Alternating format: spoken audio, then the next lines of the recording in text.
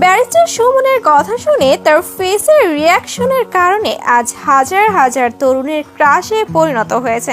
তবে জানেন কি এই মেয়েটিকে, কি তার পরিচয়? যারা না জেনে না বুঝে ক্রাশ খাচ্ছেন, শেয়ার দিচ্ছেন, তাদের উদ্দেশ্যে বলে রাখি তার কিন্তু একটি বাচ্চাও আছে। আমি পিয়া জান্নাতুল। মডেল ও অভিনেত্রী হিসেবেই বেশি পরিচিত জান্নাতুল ফেরদৌস পিয়া। তবে শুধু তিনি মডেল আর অভিনেত্রী নন, তিনি মডেলিং এর পাশাপাশি একজন টিভি উপস্থাপিকাও।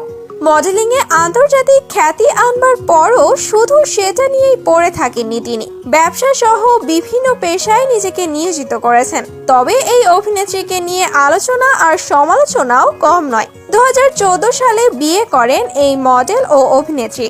2021 সালের ফেব্রুয়ারি মাসে মাও হন পিয়া। তবে মা হওয়ার আগে বাংলাদেশি তারকাদের মধ্যে প্রথমবার বেবি বাম্প ফটোশুট করে সাড়া ফেলেন পিয়া জান্নাতুল।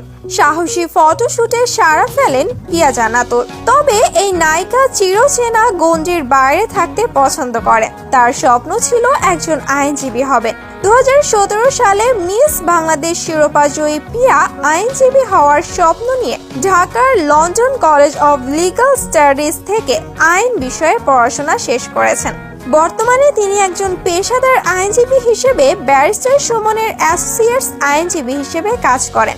সাম্প্রতিক ব্যারিস্টার সুমনের ইন্টারভিউ থেকে ভাইরাল হওয়া মেয়েটাই পিয়া জান্নাতুল।